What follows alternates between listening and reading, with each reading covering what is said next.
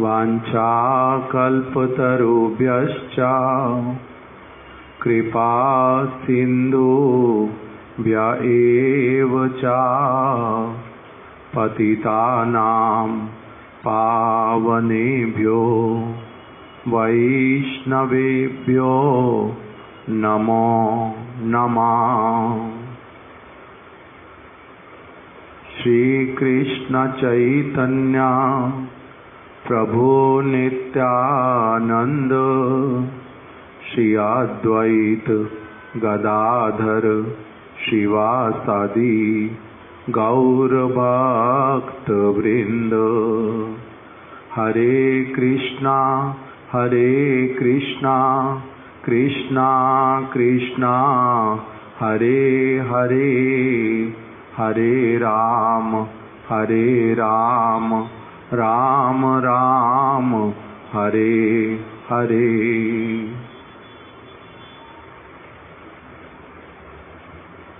Affection and reproach नामक जो अंग्रेजी भाषा में श्रीमद् भक्ति दयित माधव गोस्वामी महाराज जी के द्वारा लिखित पत्रों का संग्रह है, उसी का ही श्रीला महाराज जी की विशेष कृपा से हिंदी भाषा में भी अनुवाद हो रहा है। ये सारे पत्र जिनको अभी हम लोग पढ़ रहे हैं, अभी हम लोगों ने चौथा पत्र पढ़ना प्रारंभ किया है। हमने 8 संख्या, 9 संख्या और 10 संख्या पढ़ लिया, 11 संख्या छोड़ दिया बीच में किसी कारण से। अभी 12वीं संख्या हम लोग पढ़ रहे हैं। जो ये सारे पत्र बंगला भाषा में तो पहले से ही श्री चैतन्य वाणी, जो कि श्री चैतन्य गौड़िया मठ की मासिक बंगाली पत्रिका है, उसमें तो ये सारे पत्र बंगला भाषा में छपे हुए हैं। और शिला महाराज जी ने अपनी प्रकट अवस्था में इच्छा की थी इन सारे ग्रंथों को, इन सारे पत्रों के संग्रह को प्रकाशित करने की।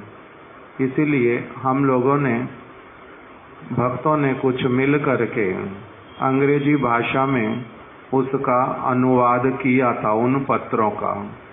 कुल मिलाकर के 59 को हिंदी में क्या कहेंगे, 59 पत्र जो हैं वो मिलते हैं। वो 59 के 59 पत्र हम लोगों ने श्रीला महाराज जी की इच्छा से अंग्रेजी भाषा में प्रकाशित किए थे। नाम महाराज जी ने उस ग्रंथ एक साथ में जब हो गए सारे पत्र, तो फिर उन पत्रों का जो ग्रंथ के रूप में, पुस्तिका के रूप में जो प्रकाशन, उसको फिर नाम क्या दिया जाए, उसके लिए महाराज जी ने उसको नाम दिया बंगाली भाषा में। ऐसे तो महाराज जी ने नाम दिया लालन एवं ताड़न। लालन का अर्थ क्या होता है, पालन पोषण करना, और ताड़न करने का अर्थ होता है शासन करना। जैसे माता पिता अपने बालक के साथ में बालक का लालन पालन करते हैं और साथ ही साथ में आवश्यकता पड़ने पर उसके ऊपर शासन भी करते हैं, ताड़न करते हैं। इसी प्रकार से गुरुपाद पद्म भी अपने आश्रित शिष्य के प्रति क्या करते हैं, आवश्यकता पड़ने पर उसका ताड़न भी करते हैं। लालन पालन तो करते ही करते हैं, लालन पालन करते हैं, साथ में आवश्यकता पड़ने पर ताड़न भी करते हैं। इसीलिए नाम महाराज जी ने क्या चयन किया कि कुछ एक इसमें ऐसे वाले पत्र हैं जिसमें गुरु महाराज जी अर्थात शिला भक्ति दयित माधव गोस्वामी महाराज अपने किसी शिष्य के ऊपर शासन कर रहे हैं, उसको डांट फटकार रहे हैं, उसकी भूल देख करके उसको संशोधन करने के लिए शासन कर रहे हैं। और किसी किसी पत्र में उनके किसी अच्छे कार्य को देख करके उनके प्रति बड़े स्नेह युक्त हो रहे हैं, उनके प्रति कृपा कर रहे हैं। तो इसलिए दोनों वस्तुओं का उसमें मिश्रण होने के कारण शिला महाराज जी ने इसको नाम क्या दे दिया? बंगला के अनुसार लालन एवं ताड़न, और अंग्रेजी में ही उसी को नाम क्या दे दिया? Affection and reproach.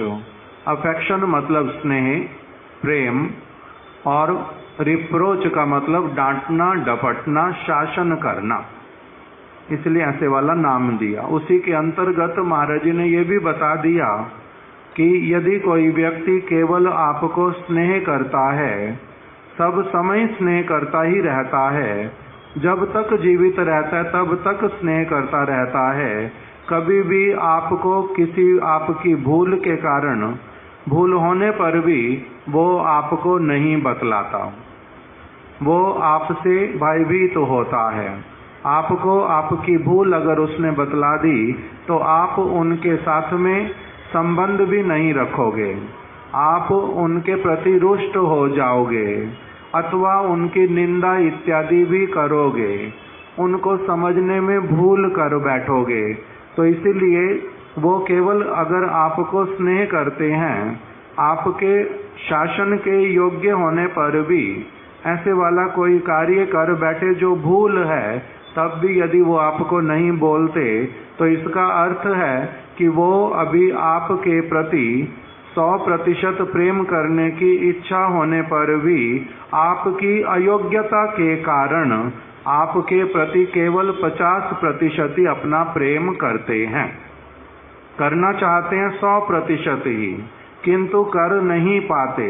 क्यों? क्योंकि ये अभी उस वस्तु को स्वीकार नहीं करेगा। इसको केवल क्या चाहिए? लाड प्यार चाहिए, इसको सब समय दुलार चाहिए, इसको सब समय के लिए केवल पालन करो, इसको इसकी प्रशंसा करो सब समय, इसकी भूल होने पर भी इसको बिल्कुल भी मत बोलो।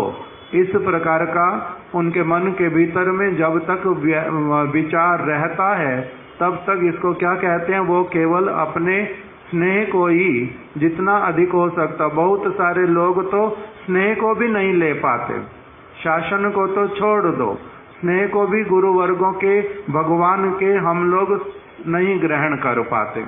शासन तो फिर और भी अलग चीज।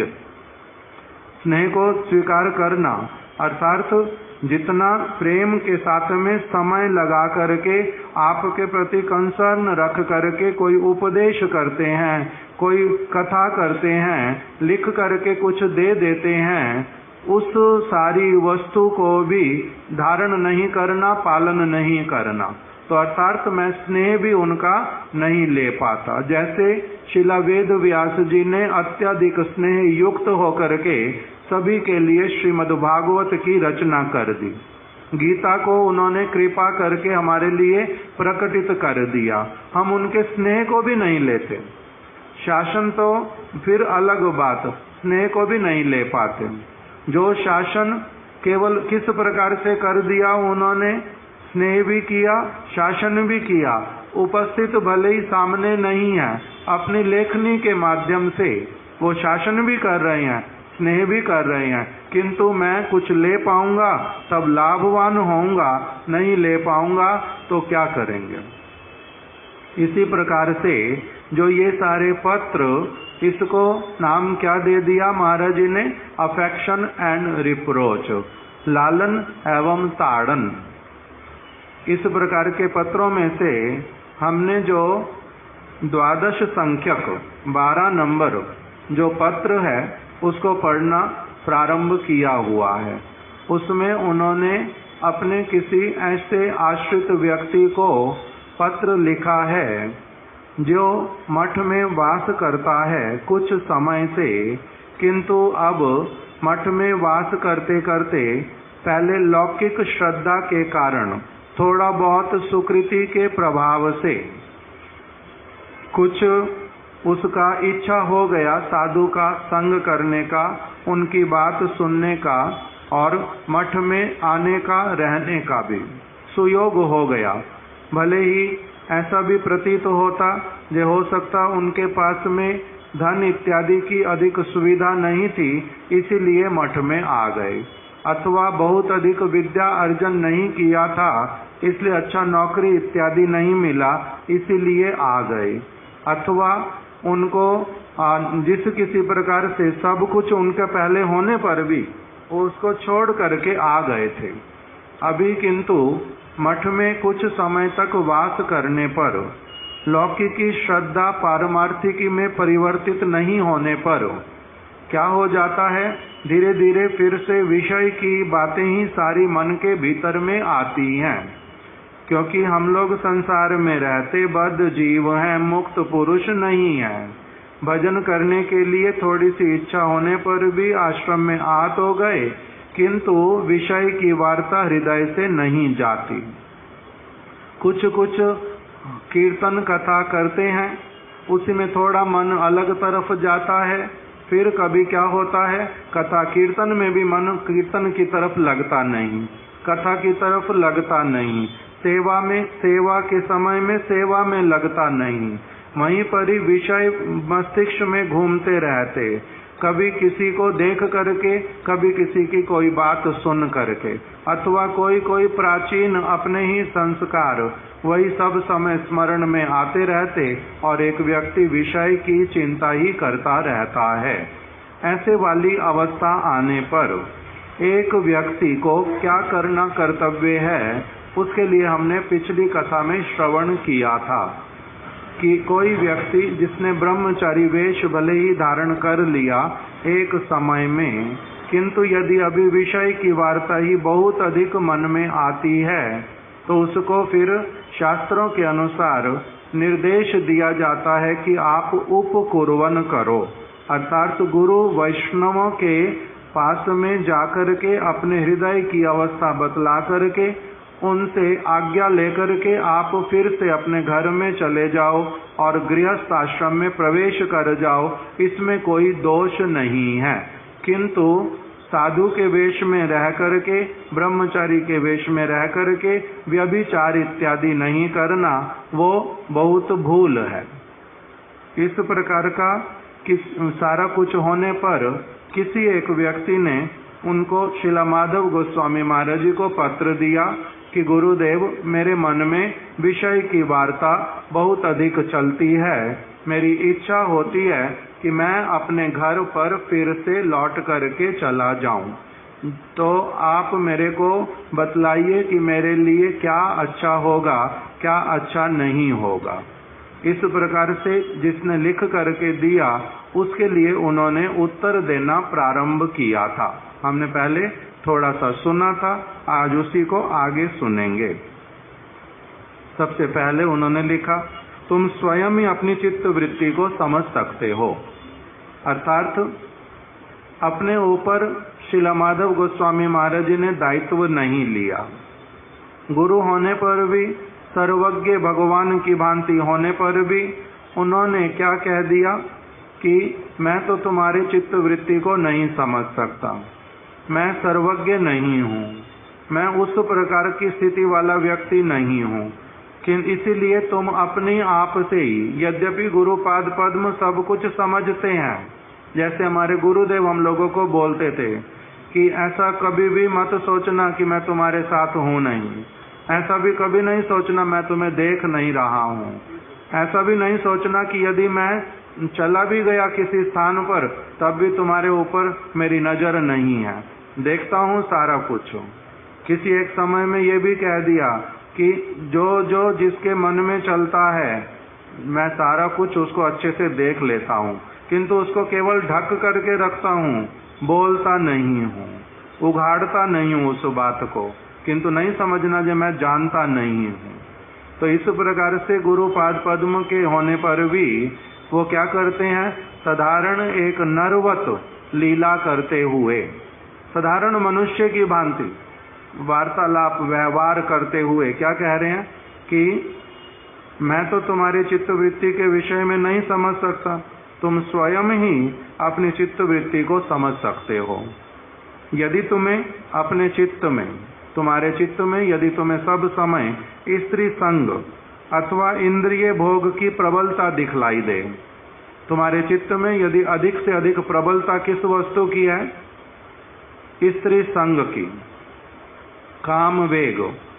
इसके लिए अनेक प्रकार से बतलाया कि बद्ध जीव में क्या रहेगा? काम, क्रोध, लोभ, मोह, मद, मात्सर्य, ये रहेगा। और क्या बतलाया? अशेष कामना हृदय माजे मोर, क्रोधी दंभ पारायण।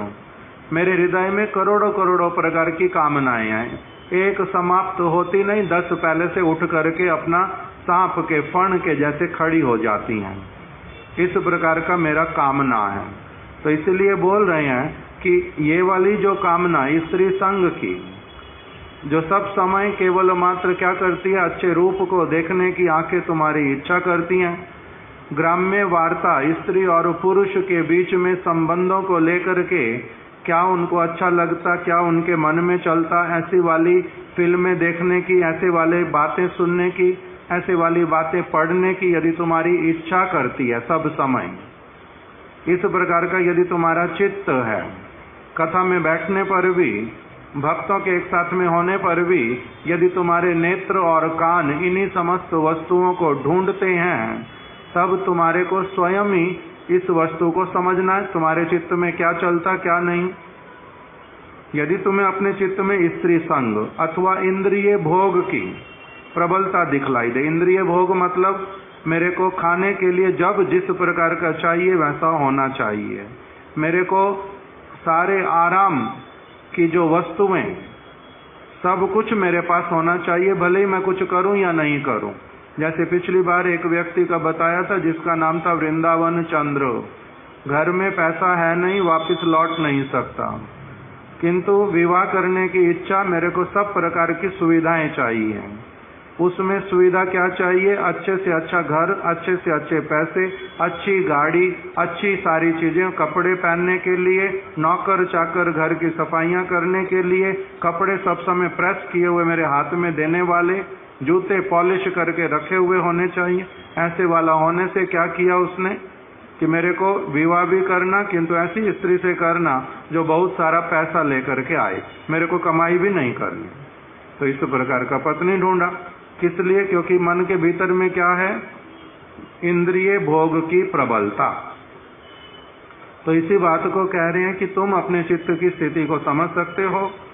यदि तुम्हें अपने चित्त में स्त्री संग अथवा इंद्रिय भोग की प्रबलता दिखलाई दे, अन्यथा साधु जीवन कैसा है?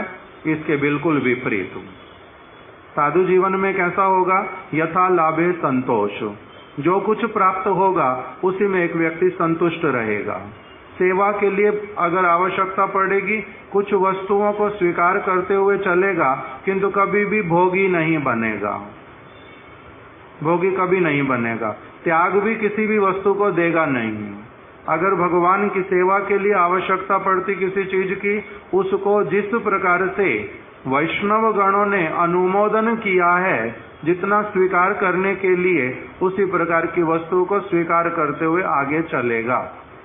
उसका अलग प्रकार का जीवन होगा। यथा लाभे संतोष, अपने जीवन निर्वाह के लिए किसी को उद्वेग देगा नहीं, धन के ऊपर निर्भर करेगा नहीं, स्त्री के प्रति आकर्षित होकर के, काम वेग के प्रति आकर्षित होकर के अपना सत्यानाश नहीं करेगा। कनक कामिनी प्रतिष्ठा बागिनी चाड़ी आचे जारे सही तो वैष्णव, कनक कामिनी प्रतिष्ठा से दूर रहेगा। जानता है वो अच्छी प्रकार से, तोमार कनक भोगेर जनक कनकेर द्वारे सेवो हो माधव, कि यदि मैं संपत्ति को, धन को अपने भोग में लगाऊंगा तब ये मेरे लिए विपत्ति का कारण बनेगी। इसीलिए ये सारा कुछ भगवान का है, मेरे को भगवान की सेवा में नियुक्त करना है, उसमें से कभी भी थोड़ी सी वस्तु के लिए भी भागीदार नहीं बनना। कनक कामिनी, कामिनीर काम नहीं तव धाम, ताहर मालिक केवल यादव। कोई भी जगत की स्त्री मेरे भोग की वस्तु नहीं है, वो सभी भगवान ने अपने ही विलास के लिए उन सबको केवल मात्र प्रकट किया है। इस वस्तु को जानने के कारण एक व्यक्ति क्या करेगा? कभी भी इस प्रकार की देहिक, देह जो है पंच भौतिक, इसमें दुर्गंधि युक्त सारी वस्तुएं, इसके ऊपर जो केवल मात्र दमकती हुई चमकती हुई जो देह चमड़ी, उसके प्रति मूर्ख बन करके केवल मात्र अपना समय नष्ट नहीं करेगा। ना जातु कामान उपभोगेन शम्यते। काम का भोग करने पर भी काम कभी शांत नहीं होता। इस वस्तु को भली प्रकार से विश्वास करके गुरुवर्गों के अनुभव की कही हुई बात को वो कभी उस तरफ फिर जाएगा नहीं। कामी निर्काम नहीं तव धाम, ताहर मालिक केवल यादव। उनके प्रभु तो केवल मात्र श्री कृष्ण है। तोमार प्रतिष्ठा शुकर विष्टा, जानो न कि ताहा मायार वैभव। प्रतिष्ठा के लिए भी बिल्कुल मरेगा नहीं।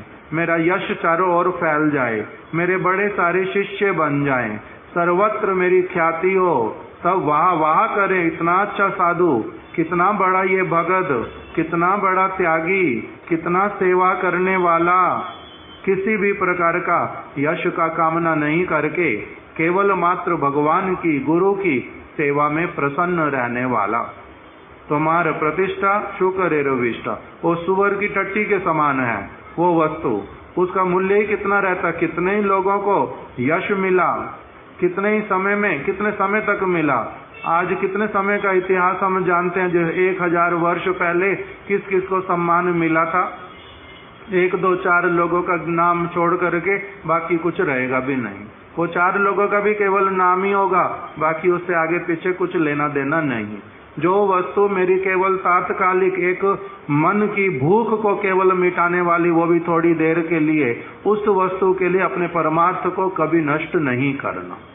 किंतु मूर्ख व्यक्ति 1000 बार समझने पर भी, सुनने पर भी ना तो प्रतिष्ठा से बच पाता, ना कामिनी से बच पाता, ना कनक से बच पाता। ये ऐसे लोभबद्ध जीव के, ऐसी आसक्तियां, इसमें मरता ही रहता। जन्म जन्मांतर उसके चले जाते। क्यों?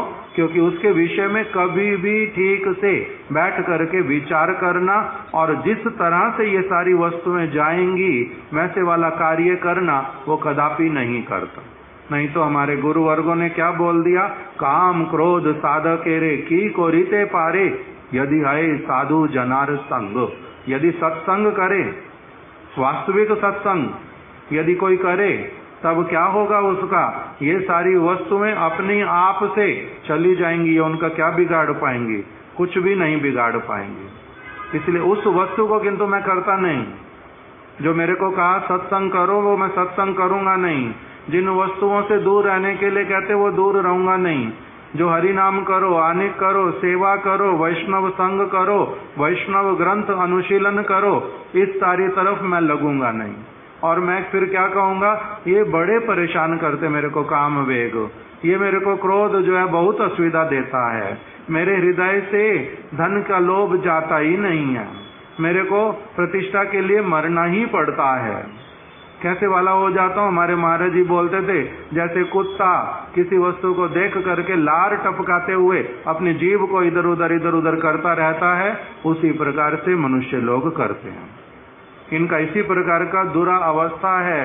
किंतु साधु ऐसा होता नहीं। साधु का चरित्र बिल्कुल अलग प्रकार का। जो साधु बनने की इच्छा करता है वो क्या करेगा, सत्संग करेगा। सत्संग करके जो वस्तुएं साधु कहेंगे करने के लिए, उसमें अपने आप को अधिक से अधिक लगाएगा। जो वस्तुएं नहीं करनी, उससे अपने आप को जितना अधिक हो सकेगा दूर रखने का प्रयत्न करेगा। तभी उसका क्या होगा, इस प्रकार की जो वस्तु, उससे छुटकारा होता है, नहीं तो होता नहीं है। तो इसलिए कह रहे हैं, तुम ही देखो अपने आप से, तुम स्वयं ही अपनी चित्त वृत्ति को समझ सकते हो। यदि तुम्हें अपने चित्त में स्त्री संग और अथवा इंद्रिय भोग की प्रबलता दिखलाई दे, बहुत अधिक है, तुम्हारी कमांड में ही नहीं है उसको रोकना। 1000 प्रयास करते हो, बार बार असफल होते हो और उसी तरफ ही जाने की इच्छा करती है, तब फिर क्या करो, तो तुम गृह में रहकर, तो फिर आश्रम में मत रहो, तो कहाँ चले जाओ, घर में जाओ, अपने घर पर रहो। और साथ साथ में विवाह करना नहीं, पहले क्या करना, अर्थ उपार्जित करना, धन को इकट्ठा करो। यहाँ से लेकर के कुछ जाना नहीं। यहाँ पर अगर तुम्हारे हाथ में कुछ हो भी, किसी को अगर ना भी पता हो, तब भी लेकर के जाना नहीं। ये वस्तुएं तुम्हारे लिए क्या करेंगी फिर, अन्यथा जंजाल बनेंगी। इसलिए धन यहाँ से लेके जाना नहीं, अपने घर जाओ, वहां पर पहले क्या करना प्रारंभ करो, अर्थ उपार्जन। हमारे से आशा करना नहीं कि धन यहाँ से लेकर के जाएंगे, धन अपने आप से उपार्जित करो। और कैसे करना, शुक्ल वृत्ति के साथ में, किसी को धोखा दे करके, झूठ बोल करके, चोरी करके, छल करके वहां पर भी धन उपार्जित करना नहीं। आश्रम से लेके जाऊंगा नहीं, जिनके साथ जान पहचान है कुछ ना कुछ उधर इधर कर करके अपना पैसा इकट्ठा कर लूंगा, ऐसे वाला भी करना नहीं।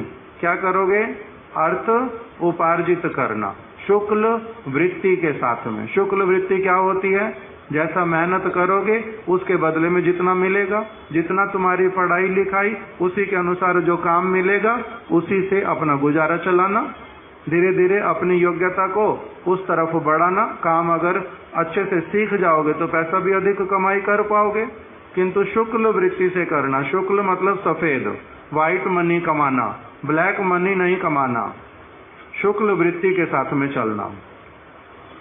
फिर पहले घर में जाओ, फिर अर्थ उपार्जित करो, और तीसरा फिर विवाह आदि करके विवाह करना। विवाह करना मतलब वैदिक रीति के अनुसार पशुओं की भांति जिस किसी के साथ में अपना इंद्रिय तर्पण करने के लिए रहना, पशु की तरह उस प्रकार के संबंध बनाना, वैसे वाला कुछ भी नहीं करना। वैदिक रीति अनुसार विवाह इत्यादि करना, और वैसा करके भी तुम्हारे काम की तृप्ति होएगी, ये बात भूल जाना। क्यों? क्योंकि काम की तृप्ति कभी किसी की नहीं होती। ये याति महाराज जी का उदाहरण हम लोगों ने सुन लिया। उन्होंने बहुत वर्षों तक बहुत सारी रानियों के साथ में रह करके तब भी काम को अपने तृप्त नहीं कर पाए। काम की तृप्ति कभी होएगी नहीं, ये भी अवश्य ही मन में रखना। काम की तृप्ति नहीं होती। महाराज जी एक श्लोक हम लोगों को सुनाते थे।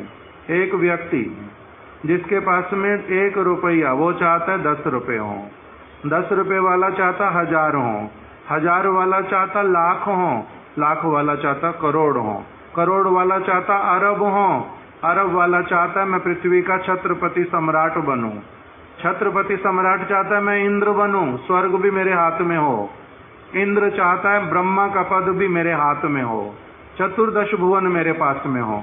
जो ब्रह्मा बन जाता वो चाहता है शिव भी मैं ही बनूं, जो शिव बन जाता वो कहता है भगवान भी मैं बनूं, भगवान को उनकी कुर्सी से धक्का दे दूं। इस प्रकार का एक व्यक्ति का जो कामना वो कभी भी पूर्ण होने वाला नहीं है। जी अभी ये होने से मैं तृप्त हो जाऊंगा, ये होने के बाद बस अब मैं फिर अब भजन करूंगा, ये करने के बाद में मैं अब शांत बैठ जाऊंगा, तो कहते कभी नहीं होगा, कभी होता नहीं है। ये किसका कहना है? ग्रेट से ग्रेटर, ग्रेटर से ग्रेटेस्ट जो अथॉरिटीज हैं, जिन्होंने भली प्रकार से अनुभव करके सारी वस्तुओं को करोड़ों करोड़ों बार जिन्होंने देखा है, वो लोग बोल रहे हैं कि कभी भी किसी भी मनुष्य को संतुष्टि नहीं होती, काम की तृप्ति उसकी कभी नहीं होती। इसीलिए जो थोड़ा बहुत कुछ करते रहते हैं, जितना भी जहां तक भी पहुंच जाते, यश के विषय में हो, धन के विषय में हो, स्त्रियों को प्राप्त करने के विषय में हो, जहां तक भी कोई व्यक्ति प्राप्त कर सकता, सब समय अतृप्त ही रहता है, उसके बाद में मर जाता है। कभी भी तृप्त होकर के नहीं मरता, कभी भी नहीं मरता तृप्त होकर के। तो ऐसी वस्तु जो कभी भी किसी भी अवस्था में हजारों वस्तुएं इकट्ठी कर लेने पर भी अगर तृप्ति होएगी ही नहीं, तो करना क्या चाहिए? उस और अपने आप को नहीं ले जा करके जिस वस्तु के द्वारा वास्तविक रूप में निरंतर नित्य शांति संतुष्टि की प्राप्ति होगी, उस और अपने आप को लेकर के जाना चाहिए। ये भगवान का, सभी गुरुवर्गों का, शास्त्रों का मत है, उस तरफ जाना चाहिए। तो इसलिए कह रहे काम की तृप्ति तुम्हारी तो होएगी नहीं, किंतु तब भी जब तुम काम काम काम काम बहुत ज्यादा चिल्लाते हो अथवा तुम्हारे मन में रहता है, तो तुम जाओ आंशिक तृप्ति थोड़े समय के लिए उसको करके अपने और जो जंजाल बनाने आगे के लिए वो बनाओ, और तो क्या कहा जाए। यहाँ तक हमने सुन लिया था पहले भी, अभी हम उसके आगे सुनेंगे। अब आगे क्या कह रहे हैं कि देखो, साथ ही साथ यह भी स्मरण रखना कि वर्तमान अर्थव्यवस्था में स्त्री तथा पुत्र कन्याओं के साथ एक परिवार का पालन करना कितना अधिक महंगा है।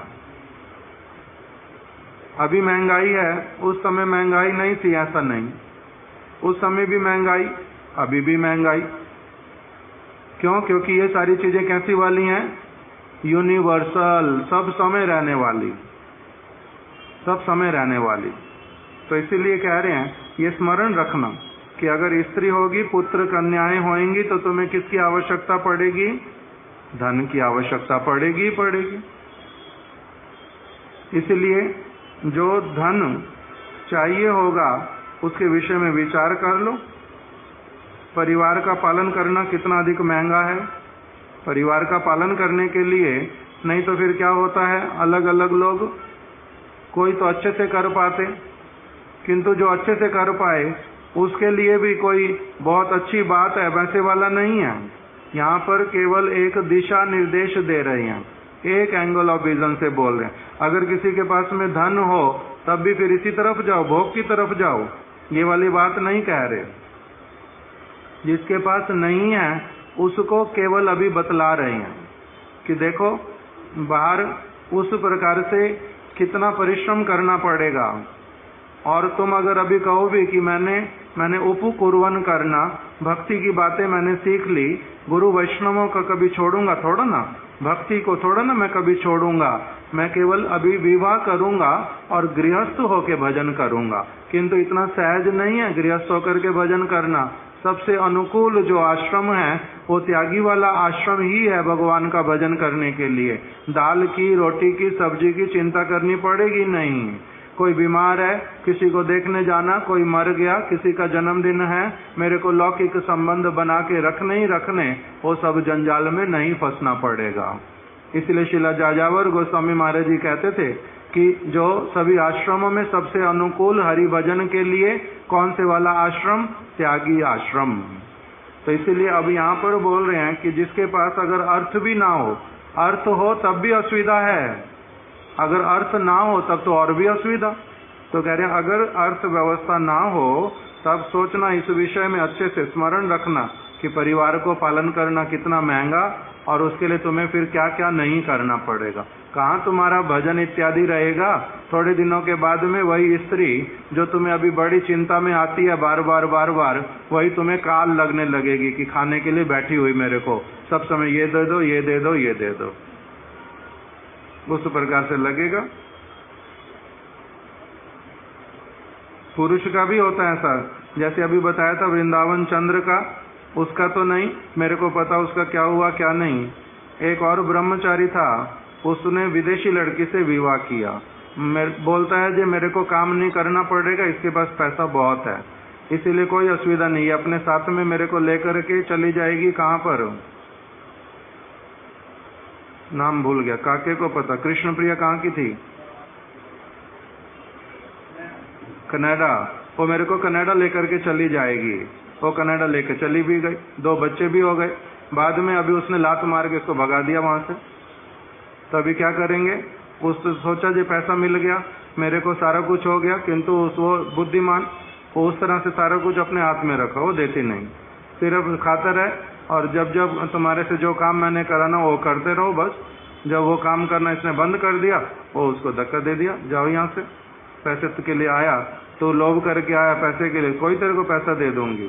तो इसी प्रकार से स्त्री के लिए पुरुष, पुरुष के लिए स्त्री, अलग अलग प्रकार की अवस्थाएं आती हैं। इस वस्तु को तो चिंता करना चाहिए। दूसरी बात बोल दी, गृह में परस्पर असुख विसुख होने पर चिकित्सा आदि के लिए अर्थ की भी चिंता रहेगी। कभी तुम भी अस्वस्थ हो सकते, कभी तुम्हारी पत्नी बच्चे भी अस्वस्थ हो सकते। इसीलिए उसके लिए भी तुम्हारे को क्या चाहिए होगा? धन चाहिए होगा। उसकी भी चिंता तुम्हें रहेगी कि भविष्य के लिए मेरे को क्या करना, बचा करके रखना है। अभी के लिए तो चाहिए ही चाहिए, पत्नी है। अब फिर थोड़ा सा आगे के लिए सोचना, बच्चे होंगे उनका क्या करूँगा, फिर उससे थोड़ा और आगे भी सोचना, इनका विवाह इत्यादि करूँगा तो कैसे करना। अगर मेरी लड़की हुई, इसको अगर किसी ने, लड़के ने बहला फुसला करके इसके साथ अत्याचार किया इसके ऊपर, तब इसको कैसे सिखाना, कैसे बचाना, ये सारा कुछ सोच करके चलना। व्याधि इत्यादि आएगी किसी को भी, अगर तुम्हारी बच्ची ऐसी हो गई जिसको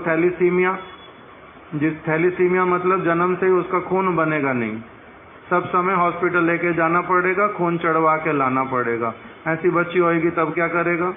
तो अलग अलग प्रकार की चीजें, तो अर्थ की चिंता करनी पड़ेगी। फिर स्वामी स्त्री तुम दोनों के बीच चित्त का ऐक्य स्थापित होगा, यह भी कोई निश्चित नहीं है। विवाह करने से ही अभी सारा कुछ तुम्हारे को अच्छा और अनुकूल लगने पर भी स्त्री के साथ में तुम्हारा मन मिल जाएगा, तुम्हारे संस्कार उसके संस्कार एक ही होंगे, इकट्ठे चल पाओगे, इसका भी क्या गारंटी है, इसका भी कोई गारंटी नहीं कि तुम्हारा चित्त उनके साथ मिल भी जाएगा। इतना ही नहीं, केवल ये भी बात नहीं है, फिर कह रहे हैं यदि स्त्री व्यभिचारिणी हो, यदि तुम्हारी पत्नी ऐसी वाली मिल गई जो और भी बहुत सारे पुरुषों के साथ में रहना चाहती है, तब क्या करोगे। तब तुम्हारे लिए और प्रकार की असुविधाएं आएंगी, वेदना आएगी, चिंता होएगी मन के भीतर में।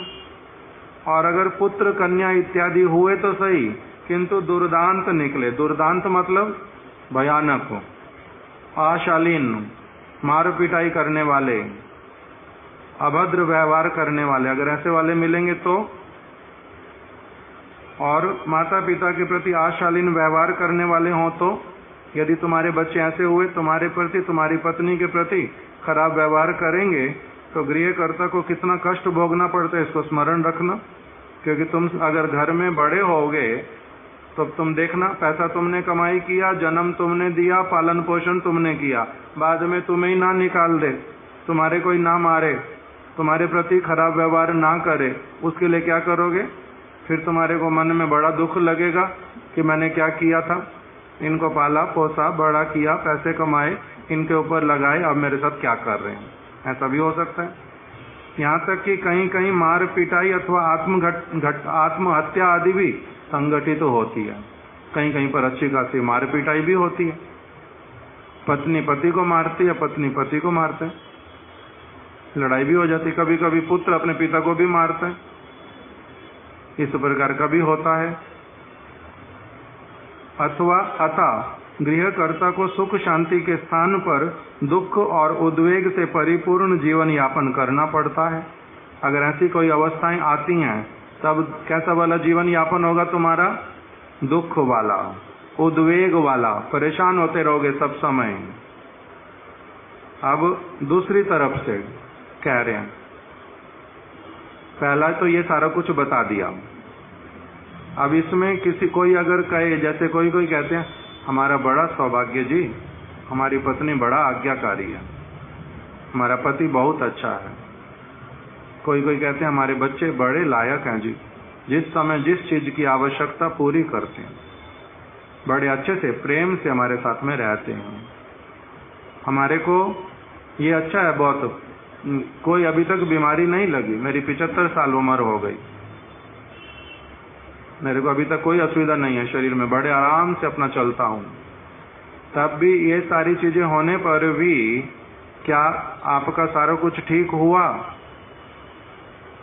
अगर हरि भजन जीवन में नहीं हुआ, बाकी सारी वस्तुएं ठीक रहने पर भी ठीक नहीं है, ऐसे तो एडजस्टमेंट्स बहुत प्रकार की करनी पड़ती।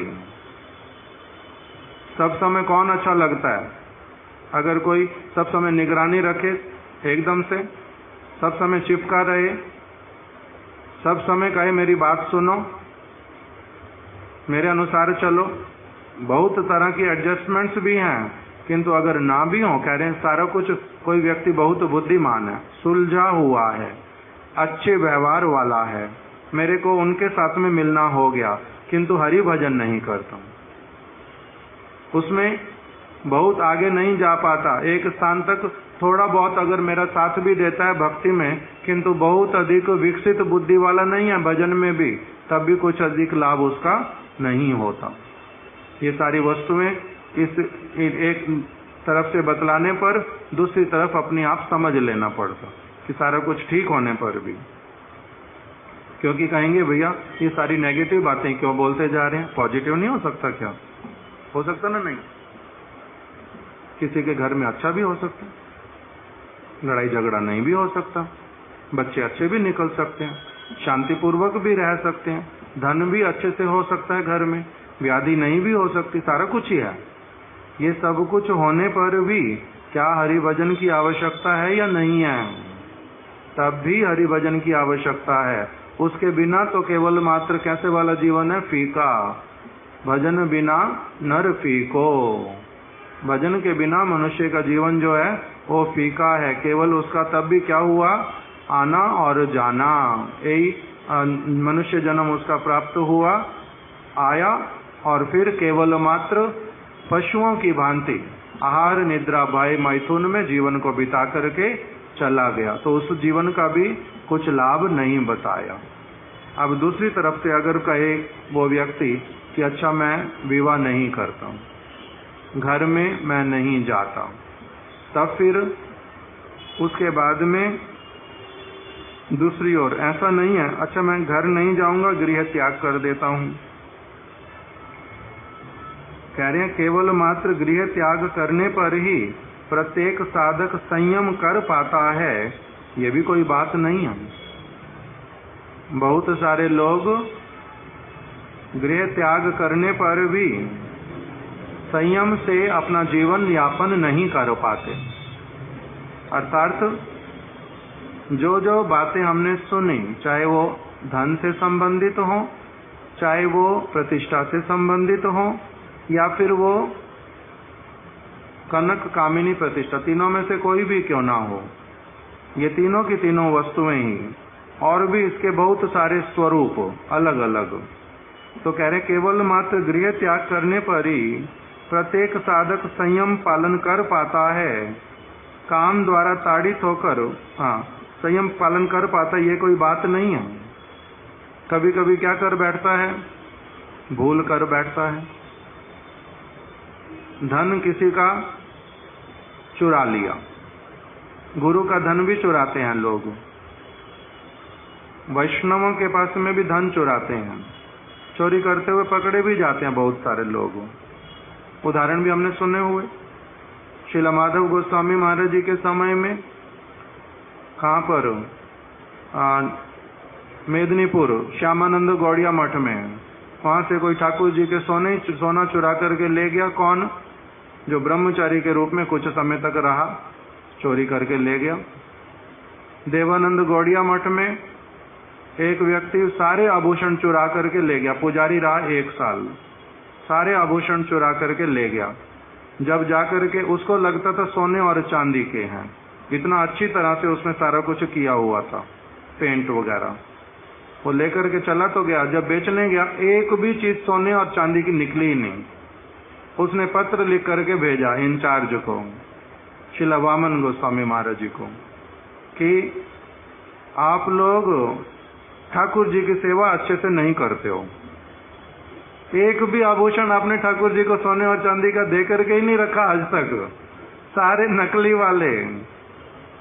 मैंने ऐसे ही फालतू में 1 साल लगभग खराब किया वहां रह करके। मेरे को लगा धीरे धीरे अपना विश्वास यहाँ पर स्थापित करके मैं बहुत सारा इकट्ठा करके ले जाऊंगा, इसलिए जैसे कैसे करके अपना संयम से भी कुछ कम खा करके, शासन स्वीकार करके, कुछ करके रहता रहा। 1 साल बाद मौका तो मिल गया सारा कुछ लेने का, फायदा किंतु कुछ हुआ नहीं। ये लिख करके भेज दिया। अच्छी बात लिखी तो चोरी करते हैं ऐसे लोग। अनेक ऐसे उदाहरण है, एक के बाद एक।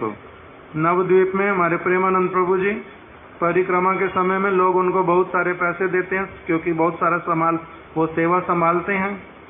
उनका एक व्यक्ति जो मथुरा में साथ में रहा 3-4 महीने, फिर नवद्वीप भी चला, विश्वास का व्यक्ति थोड़ा सा, वो एक बिल्डिंग में जहाँ पर रहते हैं वहीं पर अपना एक कमरे में उनके साथ में रह गया। वो अपने अलग कमरे में रहते हैं प्रेमानंद प्रभु, उसको रखा नहीं।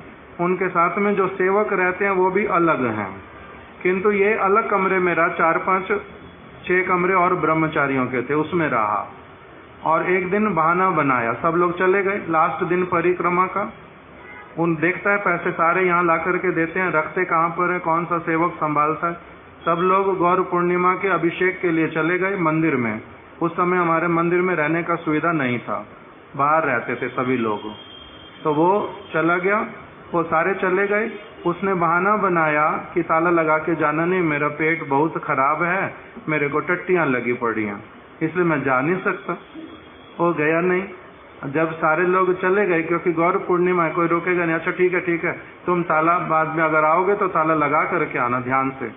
और कमरे के ताले तो लगे ही हुए थे।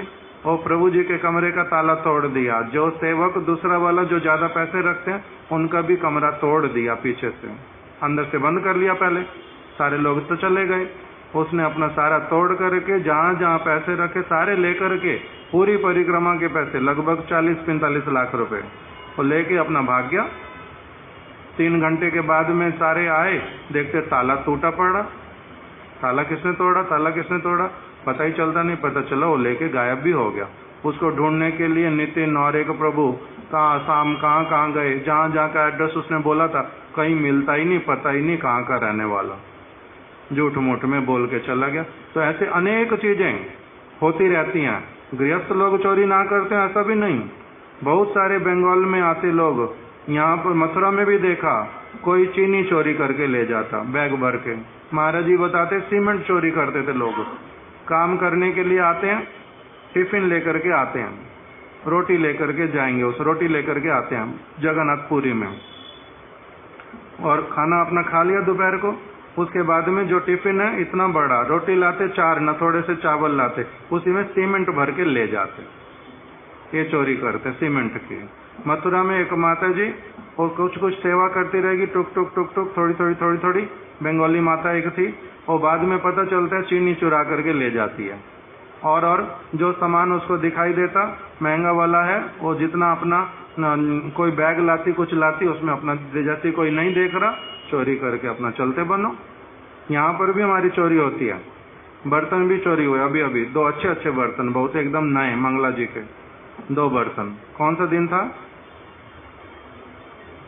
गुरु पूर्णिमा के दिन में बिल्कुल नए बर्तन खरीद करके लाए, यहाँ पर दिए। 15 लीटर का ना 20 लीटर का हॉट केस जैसा, और 2 चोरी हो गए साथ में, पता ही चला नहीं कहाँ गए। वो भी चोरी होते। ठाकुर जी की चीजें भी कभी पुजारी लोग बोलता ये नहीं है, वो चोरी हो गया, वो नहीं मिल रहा, ये चोरी हो गया। कभी तो घुमा बैठते अपनी आप ही, छिपा देते कहीं पर भी, रख देते, बाद में मिलता नहीं तो बोलते चोरी हो गया। और कभी सचमुच में भी लोग उठा करके ले जाते, अलग अलग तरह की चीजें, जूते चप्पल चोरी कर लेते। तो ये सारा स्वभाव किसका? अलग अलग लोगों का। ये माता अपना टीवी दे। तो इस प्रकार के काम करते लोग, चाहे सन्यासी हो, चाहे ब्रह्मचारी हो, चाहे गृहस्थ हो, वृत्तियां जाती नहीं। बहुत धनी व्यक्ति होने से चोरी करेगा नहीं, ये भी बात नहीं है। सब कुछ होने पर भी चोरी करते हैं। और कोई होता कुछ भी नहीं होगा बिल्कुल भी, तब भी चोरी नहीं करेगा। ऐसा वाला जीवन में नियम सोचा हुआ। बहुत सारे फिल्म स्टार चोरी करते पकड़े जाते, छोटी चीजें, परफ्यूम चोरी करते, गाड़ी चोरी करते, पकड़ा जाता, लाखों रुपए हैं। कामवेग, उस दिन बताया था बूढ़ा होने पर ही कामवेग चला जाएगा, ये बात नहीं। मरने के वाला एकदम से बिस्तर पे पड़ा, पैर लटका पड़ा, हाथ में चोटें लगी पड़ी, प्लास्टर चढ़े पड़े। एक मित्र उसका पुराना अपनी बहू को लेके आ गया, उसकी बहू को ऐसे देखता जैसे खा जाएगा उसको, ये मेरे को मिलने चाहिए, इस प्रकार का चित्त वृत्ति। तो इसलिए ये सारी वस्तुएं उम्र के साथ में भी जाती नहीं। लोभ पैसा होने से ही नहीं रहेगा, ये बात भी नहीं है। बहुत प्रकार की बीमारियां ये सारी की सारी बद्ध जीव की। जब तक अच्छे संस्कारों वाला कोई व्यक्ति जीवन में नहीं आए, नहीं मिले, उसको देखे नहीं, उस प्रकार का कुछ सुने नहीं, तब तक जीवन में अच्छी चीजें इंट्रोड्यूस नहीं होती। बहुत सारे लोग चोरी करते, झूठ बोलते, फालतू में भी झूठ बोलते, लेना देना एक भी नहीं, कुछ भी ना, किसी का लाभ ना हानि, किंतु ऐसा झूठ बोलने का आदत, हर चीज में ही झूठ बोलना। फोन करो, प्रभु जी कहाँ पर हो, बस 1 मिनट में आ गया, 15 मिनट पीछे है, अभी 15 मिनट लगेंगे यहाँ तक आने में, बस 1 मिनट में आ गया। कहाँ पर हो, अभी ऑफिस से निकल रहे हो, नहीं नहीं बस मठ के बाहर हूँ, बिल्कुल अभी मठ के बाहर मैं खड़ा हूँ, तो दिखाई दे नहीं रहे, बस अभी 1 मिनट में आ गया, दिखाई देता नहीं। झूठ बोलने की आदत है, झूठ बोलने की आदत है। कोई कुछ डांटेगा नहीं, कोई कुछ भी होगा नहीं, तब भी झूठ बोलना, इस प्रकार की आदत है। तो इसलिए कह रहे हैं कि देखो, केवल मात्र गृह त्याग करने पर ही प्रत्येक साधक संयम कर पाता है, ये बात नहीं है। काम द्वारा ताड़ित होकर यदि कोई किसी की कन्या अथवा स्त्री के साथ मेल मिलाप बढ़ाता है और काम के तांडव नित्य प्रकाशित होते हैं, तब जन साधारण विक्षिप्त होकर उसकी पिटाई अथवा जेल भिजवाने जैसे अवांछित कार्य भी कर सकते हैं। आसाराम बापू और एक व्यक्ति कौन सा पकड़ा गया था, राम रहीम, इस प्रकार का काम ताड़ित होकर के कुछ कुछ ऐसे वाले काम कर बैठते, उसके कारण फिर क्या हो जाता है, गलत काम कर लिया, तुम उन साधु बनने, साधु का वेश लेने से ही ये सारी चीजें चली गई है, तो ये भी कोई बात नहीं है। तुम अगर यहीं पर भी रहोगे आश्रम में, तब भी ये नहीं सोचना कि तुम्हारे हृदय से काम वेग चला जाएगा, काम वेग तब भी रहेगा, किंतु उस काम वेग को अगर तुमने साधु संग, जैसे पहले सुन लिया, काम क्रोध साधक रे की को रीते पारे, यदि आए साधु जनार संग, यदि साधुओं का संग करते करते तुमने उस वस्तु को अपना संयमित रखा और धीरे धीरे उल्टा उसको कम कर दिया, विशेष वस्तु का महात्म्य समझ लिया, तब तो ठीक है। नहीं तो यहाँ पर रह कर के भी अगर उस प्रकार से साधु संग नहीं करोगे, सेवा कार्यों में अपने आप को नियुक्त नहीं करोगे, खाली दिमाग शैतान का घर, अगर वैसे वाला रहोगे, तब फिर तुम्हारा क्या होगा, ऐसे वाली उस तरफ से चिंता करोगे, घर नहीं जाना काम करना पड़ेगा, घर नहीं जाना पैसा कमाई करनी पड़ेगी, घर नहीं जाना पत्नी अच्छी मिली ना मिली, बीमार पड़ी, ये हुआ वो हुआ, वो तो ठीक, किंतु रहना यहाँ पर, तो अगर इस प्रकार से रहते रहोगे तब भी तुम्हारा काम वेग तो शांत होगा नहीं, तुम्हारे और दोष तो इंद्रिय भोग वाले जाएंगे नहीं। यहाँ पर भी क्या इच्छा करोगे, अच्छे से अच्छा खाने के लिए मिले, अच्छे से अच्छा रहने के लिए मिले, मेरे को सब प्रकार के सुख सुविधा हो और मेरे को कोई कुछ कहने वाला ना हो, मैं स्वतंत्र रूप में रहूंगा, तब भी तुम्हारा मंगल होगा नहीं, ये भी बता रहा हूँ। गृह में नहीं जाने पर भी, यहाँ रहने पर भी काम तुम्हें ऐसे नहीं छोड़ देगा और चीजें छोड़ेंगी नहीं। दूसरे व्यक्तियों की चीजों के ऊपर अगर तुम अपना जीवन यापन करते रहोगे, उसकी भी रिएक्शन आएंगी, फिर उसकी अलग प्रकार की रिएक्शन है।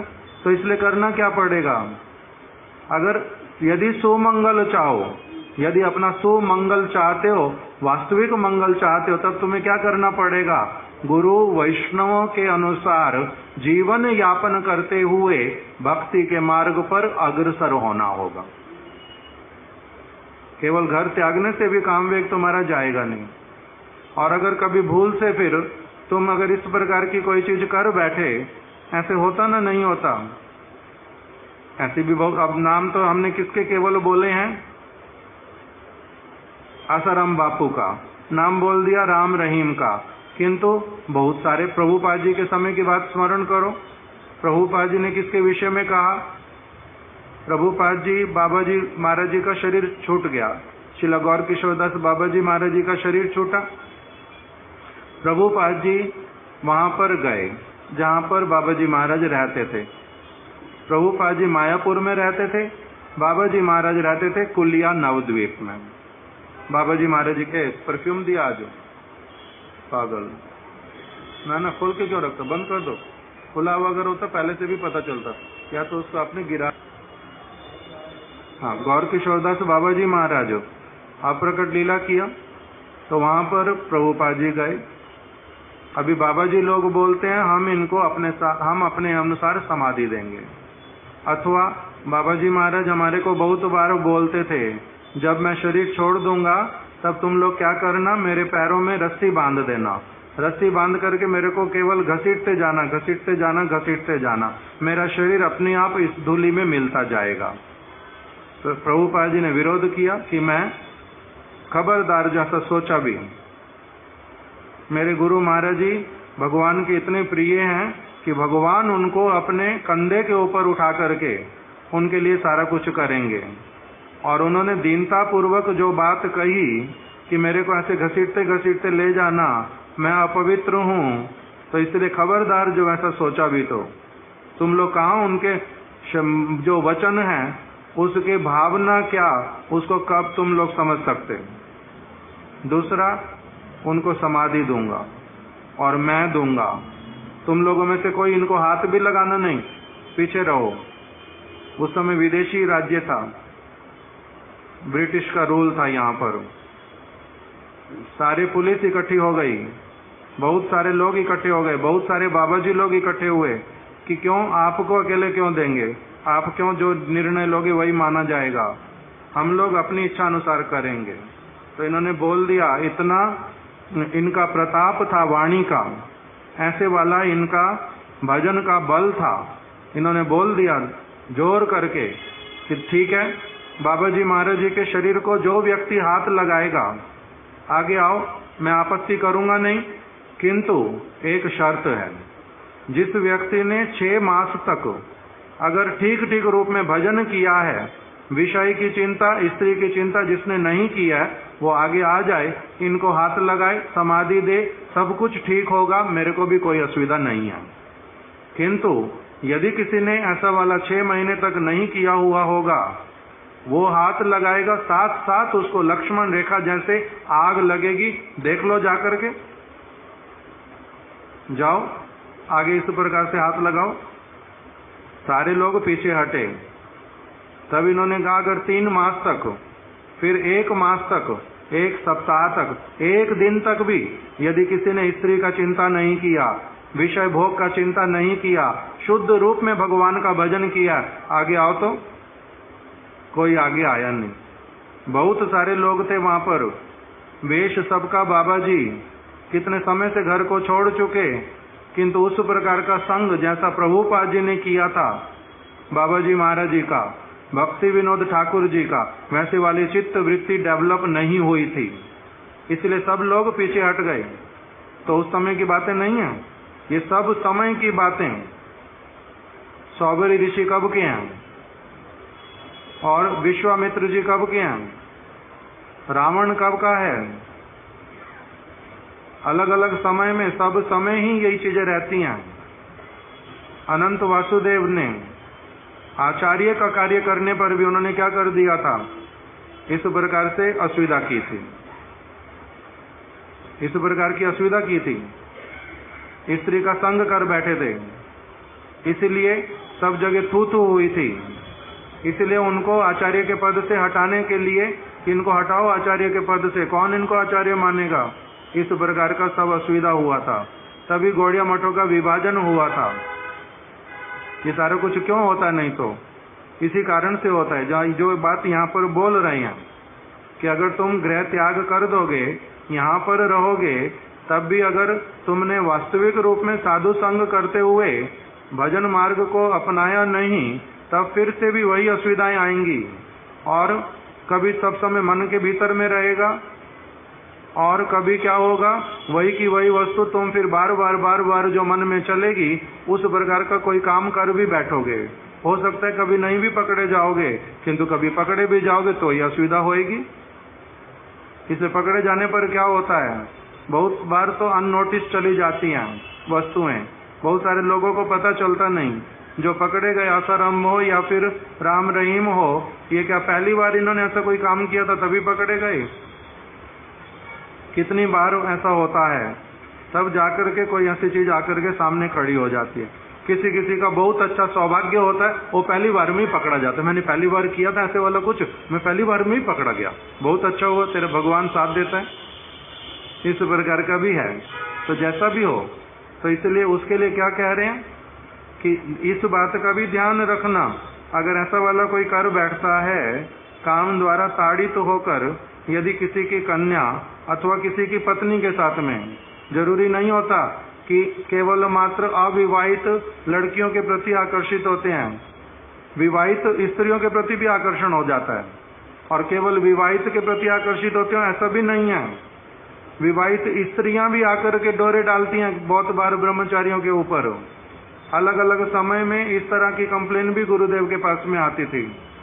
गुरुदेव बोलते थे कि अगर इस तरह की कोई भी लड़कन्या हो अथवा कोई विवाहित स्त्री हो, तुम लोगों के पीछे अगर पड़े, चप्पल उठा करके तुम उसके मुंह पर लगाना, मैं बैठा हूं तुम्हारे को बचाने के लिए। वो कुछ कह के तो दिखाए। इस प्रकार से स्त्रियां भी आती हैं, पीछे पड़ती हैं, हर प्रकार से देखना पड़ता सारी चीज को।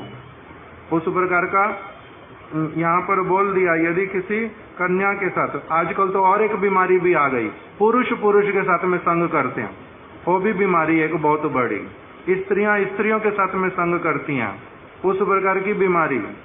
इसको वृंदावन में अलग अलग इस्कॉन में भी कभी बोल देते ये होमोसेक्सुअल है, कभी ये लेस्बियन है, कभी ये गे है। इस प्रकार की सारी बीमारियां, कहाँ तक बद्ध जीव की परेशानियां। फिर अभी क्या, कोई एक व्यक्ति मठ में रहता था, प्रिंस बताएगा, मेरे को पता नहीं, दिल्ली में रहता था ना कहाँ रहता था, वो लड़के के शरीर में किंतु लड़की था। अभी लड़की का क्या करा लिया, पता नहीं क्या बोलते हैं, ट्रांसजेंडर कर लिया, वो लड़के से लड़की बन गया। अभी वृंदावन में लहंगे चोली बेचने वालों की एडवर्टाइजमेंट करता है, पैसे उसी तरह से कमाता है। ऐसे ऐसे लोग, तो ये सारी हजारों बीमारियां बद्ध जीव की एक है, एक नहीं है। किंतु इस सब से बचने के लिए बोलते, अगर जिसने क्या करना, भजन करना, जो भजन करेगा वो इन सारी चीजों से बचेगा। नहीं तो भजन करना सहज नहीं है। फिर काल कली है, हर तरह की विपत्तियां, अपनी इंद्रियां वैरी, काल कली है, कलयुग है, काल कली, इंद्रियां वैरी वर्गा। दूसरी तरफ से अपनी इंद्रियां ही अपनी सबसे बड़ी शत्रु हैं। काल कली, आगे क्या बोला, इंद्रियां वैरी वर्गा। श्री भक्ति मार्ग यहाँ कंटक कोटि रुद्धा। और भक्ति करना बड़े बड़े ऋषियों मुनियों के लिए, जिनका स्वच्छ बुद्धि मन हो जाता है, जिनको भोजन स्वच्छ मिलता, शरीर स्वस्थ मिलता, उनके लिए भी भजन करना सहज होता नहीं। तब फिर हमारे लिए भजन करना सहज है।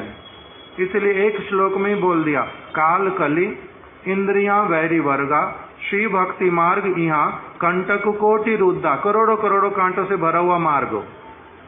हाहा ख्यामी, कभी स्त्री सामने आ जाती, कभी काम अपने आप प्रताड़ित करता, कभी यश प्रताड़ित करता, कभी किसी की कोई बात प्रताड़ित करती, कभी किसी ने आकर के थप्पड़ लगा दिया, कभी मुसलमान हिंदुओं का लड़ाई है तो इसलिए तुम दरवाजे बंद करो, ये ना हो जाए, वो ना हो जाए। अनेकों प्रकार की विपत्तियां, एक तरह की विपत्ति है, इसी का नाम कारागार, इसी का नाम हम परतंत्र हैं, इसी का नाम हमारे आदि दैविक, आदि भौतिक, आध्यात्मिक दुख हैं कितनी प्रकार के। इसलिए बोलते इस जंजाल से छूटने के लिए प्रयास करो, भगवान का भजन करो। काल कली, इंद्रियां वैरी वर्ग, श्री भक्ति मार्ग यहाँ कंटक कोटि रुद्धा। हा हा पयामि विकलम किम अम करोमि। मैं क्या करूं, क्या करूं, मैं विकल हो रहा हूं, मैं चिंतित होता हूं, मैं असुविधा में पड़ता हूं, मेरा मन मेरे को परेशान करता है। हा क्वामी क्वयामी विकलम किम अहम करोमि। मैं क्या करूं, सचमुच में बच पाऊंगा, नहीं बच पाऊंगा, मेरा इस जन्म में भगवान का भजन करना हो भी पाएगा या नहीं हो पाएगा। हजारों तरह की और विपत्तियां। इसलिए श्री चैतन्य चंद्र नाद्यम कृपाम करोसी।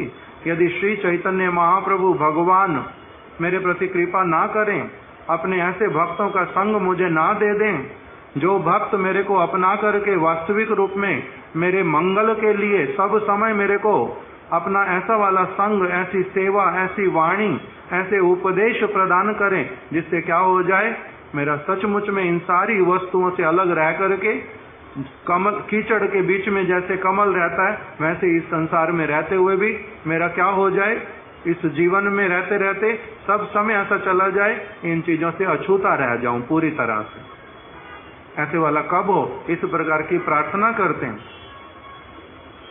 तो इसलिए बोल रहे हैं कि काम द्वारा ताड़ित होकर अगर कोई किसी कन्या अथवा स्त्री के साथ मेल मिलाप बढ़ाता है और यदि काम का तांडव नित्य प्रकाशित हो जाता है, बहुत सारे लोग ऐसा कर बैठते, तब भी ऐसे निर्लज बोलते कुछ भी नहीं हुआ, इसमें क्या बड़ी बात है, बद्ध जीव है, ये है, वो है, हजारों तरह की अपने आप के लिए भी बातें और दूसरे भी हमारे को ऐसी बातें बोलते रहे, बस इस प्रकार की इच्छा करते।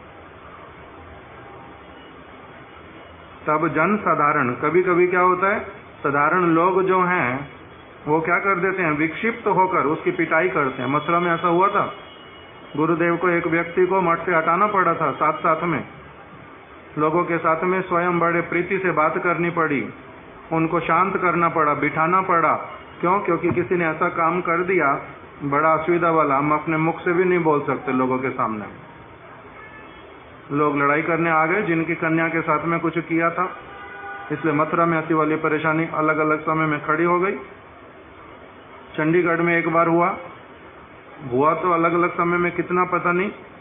एक बार चंडीगढ़ में थे, एक ब्रह्मचारी ऐसा वाला कर बैठा कि जिनकी कन्या के साथ में किया वो अपने सारे लोग इकट्ठे होके आ गए और आरती के समय में आए।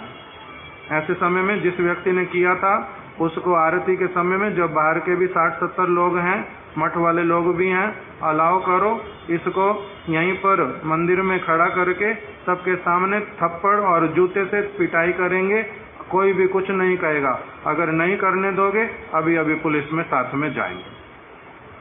अलाउ करना पड़ा, इसको मारो, सबके सामने मार पड़ी। दूसरे लोग क्या करेंगे, फिर बोलते अगर कि हमारा साथ नहीं दिया इन लोगों ने, ये लोग सारे सामने थे, इन्होंने साथ नहीं दिया, हमारा बचाया नहीं हमारे को, बाद में ऐसा बोलता है। तो बचाना क्या, ऐसे वाला काम किया तब असुविधा होती नहीं, असुविधा होती। दिल्ली इस्कॉन में अभी कुछ समय पहले एक बड़े सन्यासी को उनका शिष्य कोई गलत काम कर बैठा, वो शिष्य को तो पकड़ नहीं पाए, वो छिप गया, इधर उधर चला गया। और गुरुजी को पकड़ करके जब गुरुजी निकले अपने आश्रम से, अपने कक्ष में से, थोड़ा इधर उधर टहल रहे थे, उन्हीं को पकड़ करके 8-10 लोगों ने जूते से पिटाई की गुरुजी की। शिष्य ने किया, गुरु को पिटाई पड़ेगी। क्यों? क्योंकि ऐसे वाला काम करते हैं। तो इस बात को यहाँ पर बोल रहे हैं कि अगर कभी जन साधारण लोग, उनको नहीं पता तुम साधु हो, तुम प्रयास कर रहे हो, तुमने पहली बार भूल की है, ऐसा कर बैठे हो, ये बद्ध जीव कर ही बैठता है, उनको थोड़ा ना ये बातें उस समय समझ आती हैं। उस समय वो क्या करते हैं, फिर उनका तो किसी, अगर वहाँ रोपड़ में क्या हुआ था, रोपड़ में इसी प्रकार की असुविधा हुई, अलग अलग जगह पर हो जाती हैं ये सारी चीजें। तो इसलिए बोलते हैं जे यहाँ पर सावधान कर रहे हैं कि देखो तुम अगर यहाँ पर भी रहोगे और इस प्रकार से अगर तुमने साधु संग करते हुए भक्तिमय जीवन नहीं अपनाया, इन सारी चीजों को घृणित जान करके, कष्टदायी जान के इनसे दूरी नहीं बनाई, तो यहाँ पर भी क्या होगा, फिर जन साधारण अगर विक्षिप्त हो जाएगा और तब क्या होता होकर उसकी पिटाई और कभी कभी जेल भिजवाने जैसा काम भी हो जाता है। जेल भिजवाने जैसे अवांछित कार्य भी कर सकते हैं वो लोग, जेल भी भिजवा सकते हैं। उन्होंने बोला भी कि जेल भिजवा देंगे।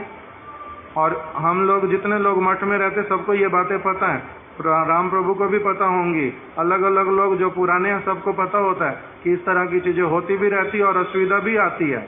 नाम किसका खराब होता, आश्रम का। नाम किसका खराब होता, गुरु जी का ना। इसलिए इन सारी चीजों के लिए पहले से क्या कर दिया, इस पत्र में सावधान कर दिया।